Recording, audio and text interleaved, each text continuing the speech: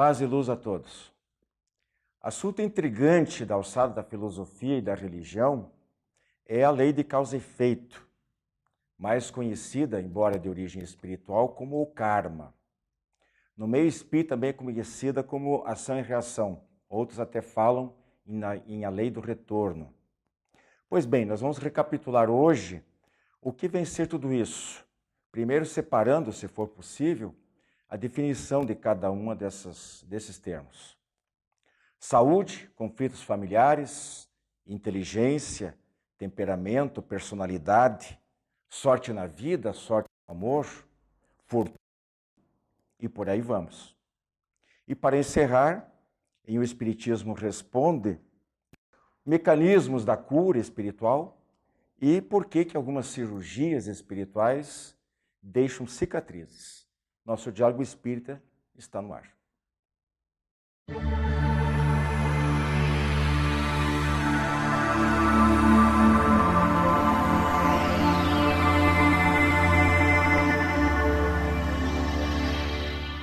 Vamos falar hoje sobre a lei de causa e efeito, segundo a doutrina espírita, sobre o karma, que é um conceito oriental, sobre a lei de ação e reação, lei do retorno.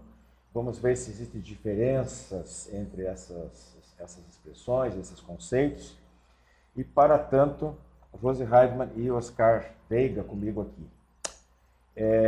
A primeira pergunta aqui, justamente é essa, de tentar uma separação, ainda que, claro, em linhas muito gerais. Então, Oscar, existe diferença? Dá para separar um pouquinho essa coisa toda aí? Karma, ação e reação, lei de causa e efeito, pelo menos essas três? Pesquisando, o karma, ele vem do sânscrito. O sânscrito, para quem não conhece, é antigo. E simplesmente o significado de karma é ação. Não diz nem que é ação boa, nem que é ação ruim. Apenas é ação. E nem consta reação, nem reação, é apenas ação.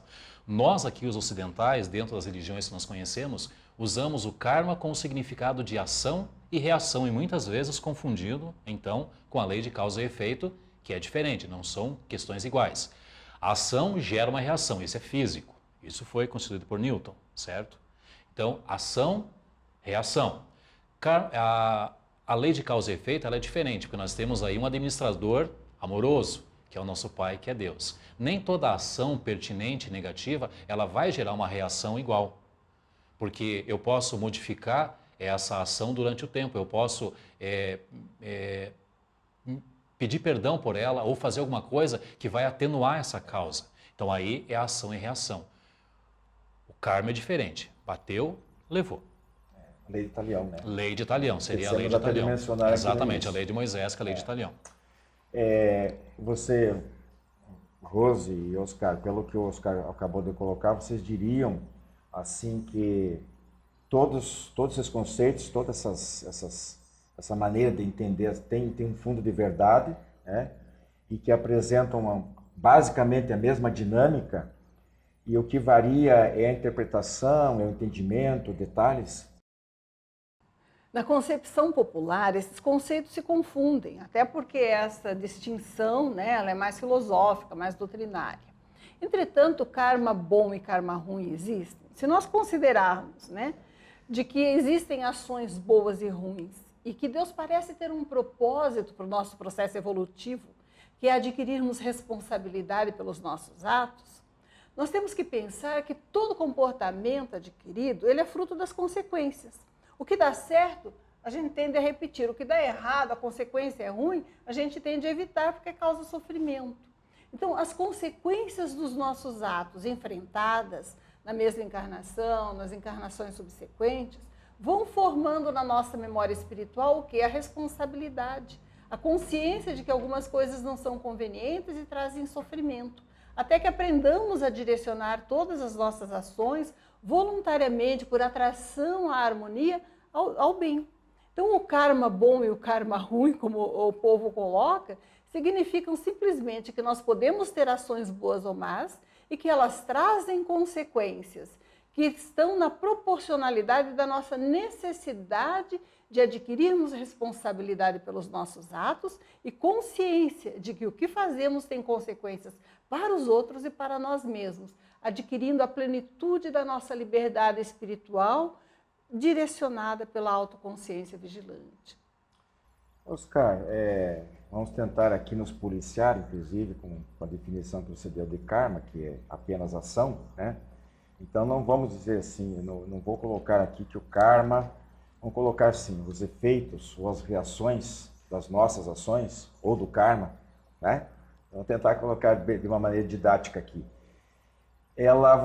Você colocou lá anteriormente na tua resposta que a lei de causa e efeito ela é mais flexível porque existe um administrador, um Deus Todo-Poderoso que é justo, infinitamente justo, mas infinitamente bom. Exatamente. E misericordioso. Né? Principalmente misericordioso. E essa flexibilidade, porque as leis divinas são perfeitas, mas já prevê essa possibilidade. Até a lei terrena, ela permite que o indivíduo passe por um processo de regeneração e tenha a sua pena abreviada, aquela coisa toda. Então não é o talião, no caso. Exatamente. Né? Não é o mas assim, o que acontece então? Como é que pode mudar um efeito que já de uma ação já consumada? Como é que ele pode evitar de receber toda aquela carga negativa de uma ação que ele efetivamente fez? Aí é o exercício da lei de amor. Exclusivamente o exercício da lei de amor. Nós acolhemos em nossa família inimigos do passado, indivíduos que nós os fizemos mal, e muitas vezes fizemos muito mal, mas para tentar reverter esse quadro, para tentar reverter essa situação que nós sabemos que o ofendemos, nós sabemos que a nossa ação foi uma ação negativa para ele, para que não se torne um karma dele, ou talvez o karma dele, daí nesse caso, seja reencarnar nessa família, né? Porque abrimos as portas para ele, mas é uma forma de demonstrar o amor, de você fazer com que essa pena, que futuramente eu poderia ter uma situação que agravaria para mim, eu consigo diminuir ela. Eu consigo trazê-la de uma forma que ela fique mais amena e, de certa forma, um inimigo antigo que eu pudesse ter ali, devido a uma ação que eu fiz, torna-se um amigo. E esses efeitos aí, normalmente, né, pelas instruções dos espíritos, etc., vem tudo, por exemplo, um mau procedimento, uma vida passada totalmente desregrada, moralmente, principalmente, é isso que a gente está falando, né? Na seguinte ele vai ter que pagar tudo naquela, ou pode ser dividido? Como é que Deus... Olha, Se é que a gente pode querer ter a pretensão de raciocinar, de entrar na cabeça de Deus, se der que Deus tivesse cabeça, né? Olha, como bom brasileiro, eu acho que vem parceladinho. É. A gente não gosta de receber tudo uma vez só, não. Que pode ficar pesado demais. Porque pode ficar pesado. Na nossa encarnação, nós sabemos que estamos no mundo de provas e expiações. Isso é fato, isso é lei natural. Se estamos aqui é porque alguma coisa de débito nós temos para quitar, seja na encarnação passada ou seja de encarnações anteriores. Mas quando às vezes o que a gente faz é tão ruim, tão mal, que fere de tal forma que numa encarnação só fica muito pesado resgatar esse mal. Então é preferível que venha aos poucos. E de certa forma nós vamos nos acostumando com isso e aquilo que talvez no primeiro momento fosse algo mal, que eu acharia que aquilo é mal para mim, eu começo a perceber que aquela dor, aquela dificuldade é bom. Porque eu estou me mudando, eu estou fazendo uma motivação, eu estou fazendo uma renovação do meu ser. Rose, uma pergunta intrigante, que muita gente tem essa dúvida. Uma doença congênita é a reação, é um karma, né, nesse sentido aí, ou é uma manifestação de lei de causa e efeito? Dá para separar e como é que fica? Como é que dá para analisar isso? Nós temos, na doutrina espírita, nós temos, em primeiro lugar, que analisar que todas as nossas ações, elas gravam registros energéticos no nosso perispírito. Portanto, causam desequilíbrios energéticos no nosso corpo espiritual, que se refletem no corpo físico. Isso é um castigo? É um karma? É uma punição? Não é. É quando você tem um desequilíbrio orgânico, você vai fazer um processo todo de cura. Você vai tentar, né, a vida inteira estar equilibrado em relação àquilo. Então, você automaticamente aprende a valorizar seu organismo, para começar. Em segundo lugar, muitas vezes nós não temos uma dívida específica em relação a determinado assunto, mas temos fraquezas. E não é pagamento, simplesmente, que a lei de causa e efeito nos traz. É oportunidade de crescimento, aprendizagem e amadurecimento. Adequação e proporcionalidade não se aplicam só às leis penais humanas. As leis divinas também as refletem. Então, muitas vezes, a limitação congênita, ela visa proporcionar a um espírito que é rebelde, um meio de disciplina que ele voluntariamente ainda não está capacitado para adquirir, conduzindo a determinados rumos e afastando de problemas aos quais ele não teria ainda condições de resistir. Muitas vezes, aquela tornozeleira que se coloca, né, no egresso, não visa a mantê-lo não só confinado, mas a afastá-lo de situações, problemas, é da mesma forma. Toda limitação significa o quê? Oportunidade de aprendizado e crescimento. Não só para aquele que a enfrenta, mas para os familiares envolvidos no processo. Porque a lei de Deus é de sabedoria, crescimento, aprendizagem, amor, não de castigo. Oscar, marido chato é karma? Esposa briguenta ou ciumenta é karma? Nós vamos brincar um pouquinho, mas depois do intervalo a gente volta em seguidinha com os caras respondendo isso pra gente. Que coisa! A Casa Editora Oclarim divulga há mais de um século a luz e o conhecimento da doutrina espírita com valioso conteúdo, de belíssimos romances a esclarecedoras obras doutrinárias. Conheça, divulgue e compartilhe a lucidez do Espiritismo. Casa Editora Oclarim.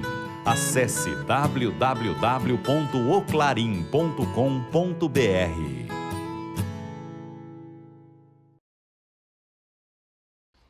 Estamos de volta, mandando direto a pergunta para o Oscar, que nós fizemos antes do intervalo. Oscar, marido, mulher, essas deficiências de temperamento, de personalidade, é karma, ou é coisa da vida presente?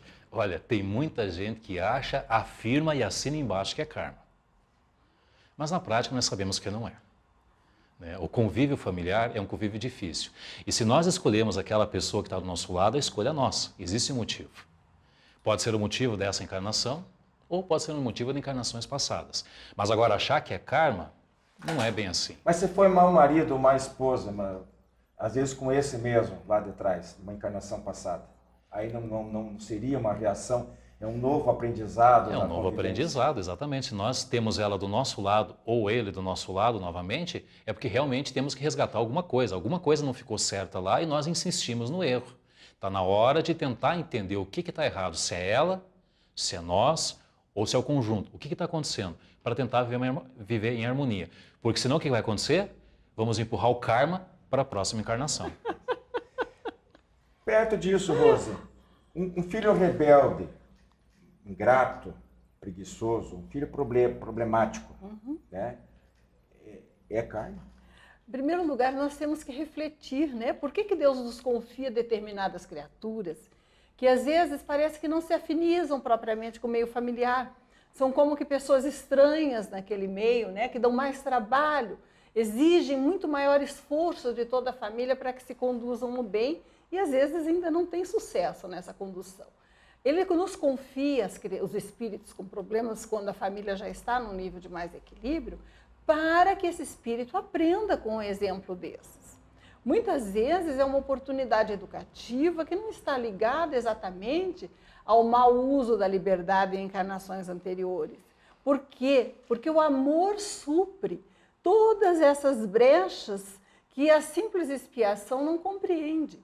Nem sempre nós recebemos alguém em dificuldade porque temos dívidas com ele. Pode ser um ato de amor para que aquela criatura se recupere.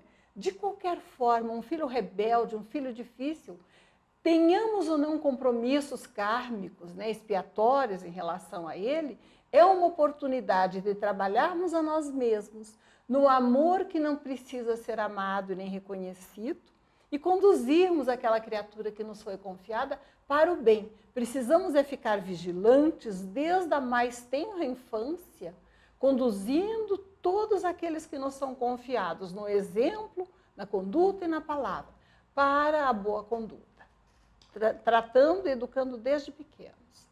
E a doença adquirida é o quê?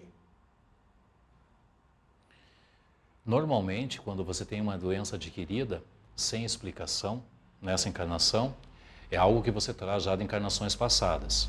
Não chega a ser um karma, mas é uma reação.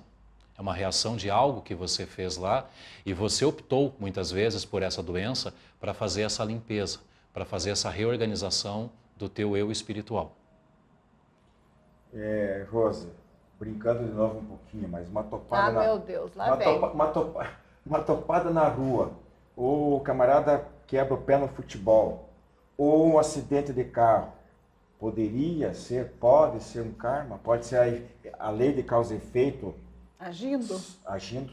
Olha, nós só podemos falar pela nossa experiência pessoal. Acidentes acontecem, nós estamos no mundo, né? E quem sai na chuva tem que se se molha. Exatamente. Mas as consequências são muito atenuadas e é uma recuperação muito mais rápida, quase milagrosa, naquele que não precisa ter, não é o seu momento de desencarne, por exemplo, ou de uma mutilação naquele acidente. Mas às vezes nós tivemos o caso de uma família amiga que morreu o pai, a mãe, uma das crianças, e a outra sobreviveu sem um arranhão. Depois nos foi explicado espiritualmente, né, conversando até com esses amigos já desencarnados, eles mesmos se comunicaram, e disseram que estava no devido tempo deles partirem. E aquele filho que ficou, ele tinha compromissos reencarnatórios de longo prazo, precisava viver aquela sua vida, porque tinha mais dívidas do que o resto da família, mais compromissos a cumprir, inclusive sofrendo, né, o processo de orfandade. Então, é possível que seja uma condição não puramente expiatória, só mais educativa, necessária ao nosso progresso. O acidente às vezes é um encaminhamento, evitar um caminho errado. E muitas vezes ela é simplesmente um fator do caminho cujas consequências logo se resolvem, porque não estavam no nosso destino, no nosso planejamento de vida, enfrentarmos as sequelas daquele problema. Espiritualmente, a morte física, ela tem para a vida do espírito, tem um significado, tem uma importância muito menor do que nós damos, né? Aquilo que para nós necessariamente é um mal, nem sempre é visto dessa maneira pelos mentores e naquela Deus, família o devedor era o que ficou. E a pobreza, Oscar, e riqueza, né? Está mais relacionado a vidas passadas ou ao presente, às conjunturas sociais, econômicas? Às vezes a gente está inserido no meio em que não pode reverter uma situação. Como é que você vê essa situação? Tanto uma quanto a outra, seja pobreza, seja riqueza, eu vejo como aprendizado para o espírito.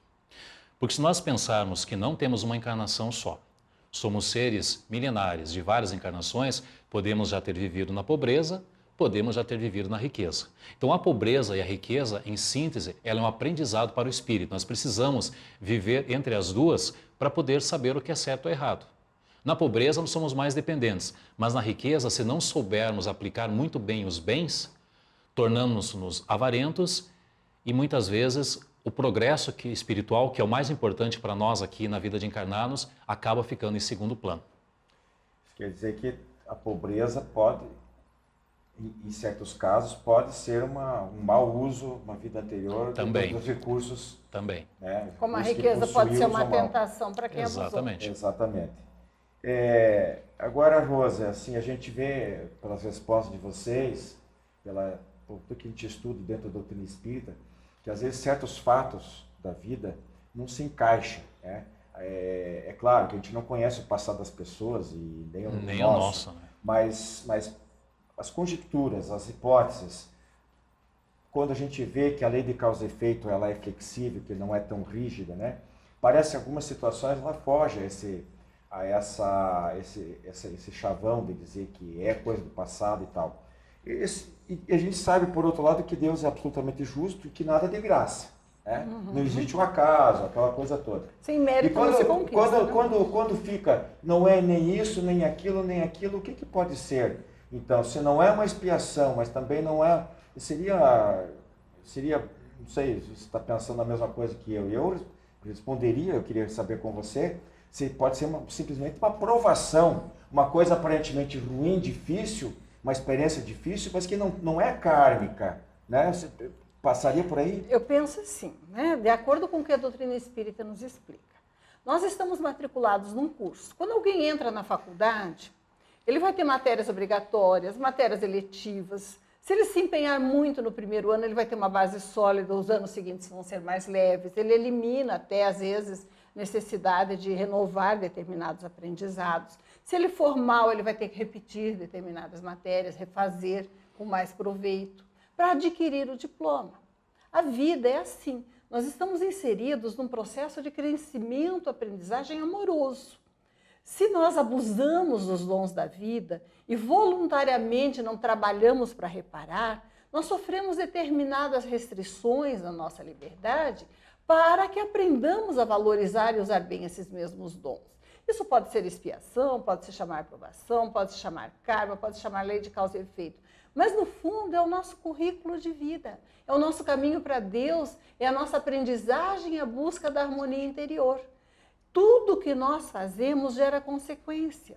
Se você dobra para a esquerda, você vai para aquele lado. Se você dobra para a direita, você vai para o outro lado. Mas todos os dias nós estamos plantando causas novas. Então, nos dedicarmos à construção do bem significa o quê? Alívio daqueles processos educativos mais ásperos que nós não temos mais necessidade, porque já estamos conquistando o altruísmo voluntariamente. Para quem não trabalha no bem o que é necessário? Restrição e limitação, para que veja que aquilo tem consequências negativas e modifique a sua conduta. É um processo de aprendizagem. Quem não progride, amoroso. Quem não progride sofre as consequências das limitações de estar no estágio inferior. Exatamente. Igual o aluno que vai para a recuperação. Para fechar, gente, então nós estamos aí no finalzinho, desse apanhado todo que a gente fez aí, seria mais adequado, como uma forma mais inteligente de encarar a vida, não culpar tanto mesmo para nós espíritas e espiritualistas, seja orientais, seja quem for, encarar as vicissitudes da vida até, não olhando tanto ao passado, mas focar mais no futuro? O que acontece? Nós nos colocamos muitas vezes na condição de vítima, como Sempre, se as coisas que nos acontecem fossem determinadas pelo destino. Nós não somos vítimas, nós somos autores do nosso destino futuro. O que quer que nos aconteça, se for bem enfrentado, generosamente, com abnegação, com amorosidade, vai nos construir um futuro melhor. Isso é que nós temos que pensar. Não somos vítimas, somos autores, somos livres. Mas sendo livres, somos responsáveis. Precisamos responder. Somos arquitetos do nosso próprio destino. Isso aí. Bem, nosso programa continua com os demais quadros aí. Vocês ficam as nossas ideias aí para a reflexão de todos.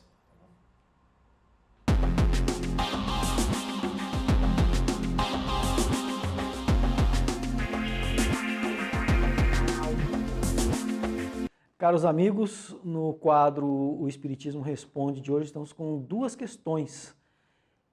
A primeira delas, a pessoa nos pergunta como que ocorrem as curas espirituais.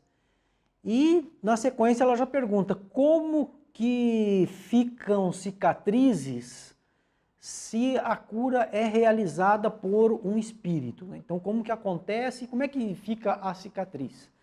Bom, as curas espirituais, elas realizadas, né, pela espiritualidade, o que normal tem, podemos colocar assim várias explicações, mas de uma forma geral, uma delas, eles fazem praticamente um molde, né, daquela parte que tem que ser curada, que tem que ser substituída. Por exemplo, um problema no joelho, pessoa com um problema no joelho. Então eles vão fazer um molde com o ectoplasma e vão substituir a parte que precisa ser realizada. Como que é feito isso, então? É no perispírito, no corpo perispiritual. Não é no corpo físico, que a coisa vai refletir sim no corpo físico, mas o tratamento é feito no perispírito. E aí a pessoa, então, acaba obtendo a cura. Tem também relatos assim, de pessoas, né, de casos que a cura espiritual ocorre como se fosse uma cirurgia mesmo, né, no corpo físico. Mas então, se é o espírito, então aí vem aquela pergunta que ela fez, como é que fica a cicatriz? Essa cicatriz, ela não é necessária. Muitas vezes, o espírito ele deixa ali a marca da cicatriz para que a pessoa compreenda, para que ela entenda que foi realizada a cura nela. Tem casos de pessoas que passaram por cirurgias espirituais e que foi lá, o médium ele pega um algodão com álcool lá, com uma substância, e apenas passa sobre a pessoa. Ou apenas ele impõe a mão sobre a pessoa. E é dada a recomendação para a pessoa, ó, você fez uma cirurgia. E a pessoa ela tem que ter o mesmo repouso como se uma cirurgia física ela tivesse feito. Porque senão vai ter problemas de novo. E foi o que aconteceu com determinada pessoa. Ela não acreditou que tinha sido curada. E fez a cirurgia e continuou, né, com os esforços físicos no dia seguinte, levando a sua vida normalmente. Porque ela achou que não tivesse sido curada. Passado certo tempo, ela voltou ao seu ortopedista, ao seu médico lá, e ele foi fazer um novo exame daquela pessoa. E ela falou assim, poxa, mas você fez uma cirurgia? E a pessoa falou assim, não, eu não fiz cirurgia nenhuma. Mas tem uma cicatriz aqui de uma cirurgia que você realizou. E daí que ela contou para o médico, então, que ela tinha feito uma cirurgia espiritual. Então, a cicatriz, não há necessidade. Os espíritos deixam apenas para a pessoa, se a pessoa não está acreditando, para ela poder confirmar depois. Mas não há a necessidade de deixar a cicatriz. A menos, tem casos de cirurgias espirituais que são realizadas em que o médium incorporado, ele se utiliza de um instrumento, de um bisturi. Aí vai ficar uma cicatriz. Mas não é deste caso específico que nós estamos falando. Nós estamos falando daqueles casos em que a pessoa procura o médium de cura, ele apenas faz uma imposição de mão sobre a pessoa e recebe a cura. E depois lá dentro tem uma cicatriz. Então são várias formas que ocorrem essa cura espiritual. Tem essas várias formas. E essa questão da cicatriz é simplesmente essa, para que a pessoa então ela passe a acreditar. Porque tem o fenômeno, e tem a prova do fenômeno ali. Agora, como ocorre? Tem várias formas, como nós comentamos também. E uma delas é essa, deles utilizarem esse ectoplasma e moldarem um órgão totalmente novo e substituir. É assim que acontece. Então, continuem mandando as suas perguntas. Acessem o nosso site, que é o www.adepr.org.br. Lá você vai encontrar mais informações sobre a doutrina espírita. Procure também a nossa página no Facebook, que é o Divulgadores do Espiritismo. E também acessem o nosso canal no YouTube. Né? Digita lá no Google ADE Paraná, que daí você vai acessar também os programas do Diálogo Espírita. Aqueles que você não tem assistido, todos os nossos programas ficam lá no nosso canal. Curtem e compartilhem os nossos canais nas mídias sociais. Muita paz a todos. Clube do Livro Espírita de Curitiba. Mais de 2 décadas consolando corações, iluminando consciências. Associe-se e tenha o melhor da literatura espírita em sua casa. Descontos de até 60% no preço de capa e no primeiro ano ainda ganha uma assinatura grátis do jornal Comunicação Espírita. Acesse também a nossa fanpage no Facebook da ADE Paraná. Associe-se agora e contribua para a manutenção deste programa.